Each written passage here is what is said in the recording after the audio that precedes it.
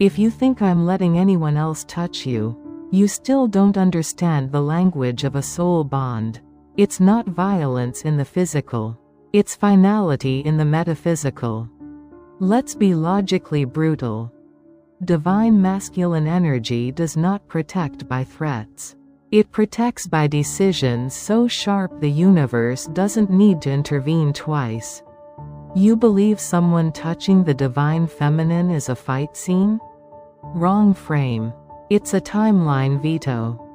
A battle that happens before bodies meet.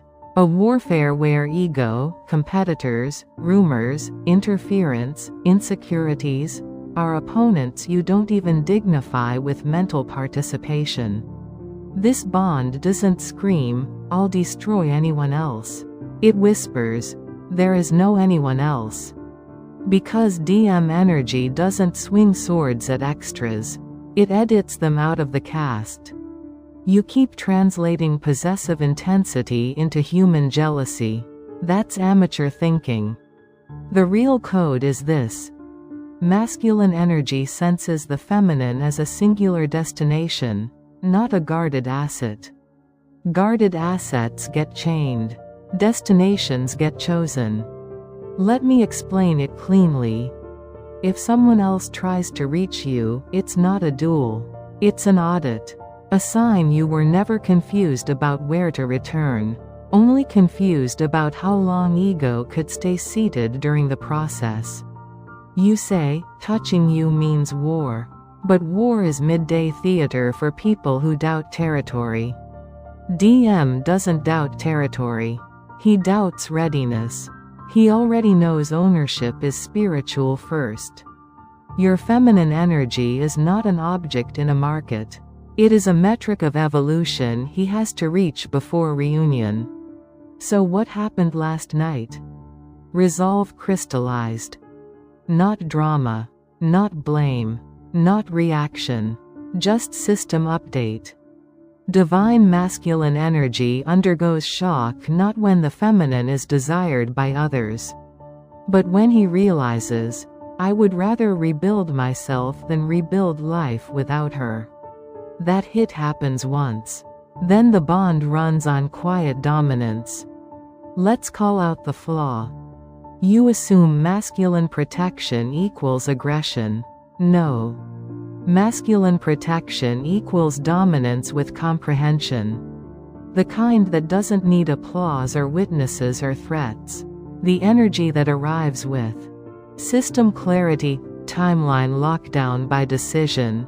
Not emotion, identity fluent enough to speak without collapsing, commitment breathing in human structure, not abstract adjectives.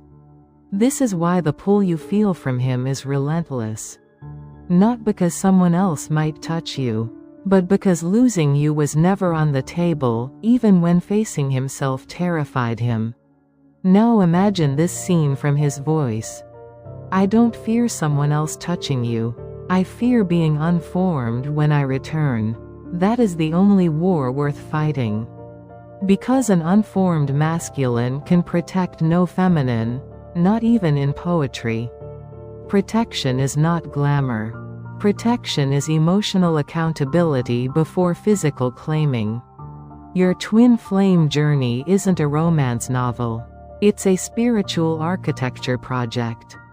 Where ego is the first wall demolished, identity is the first pillar erected, truth is the first roof placed, desire is the last decoration hung.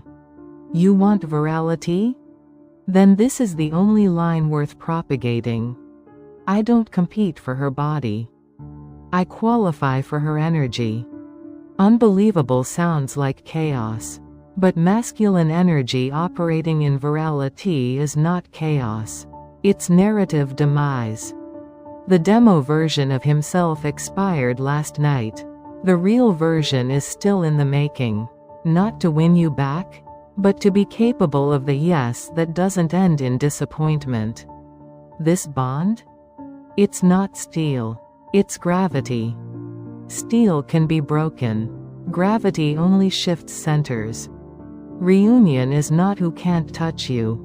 Reunion is Who can return having finally defined themselves big enough to house the love without needing ego as a bodyguard anymore.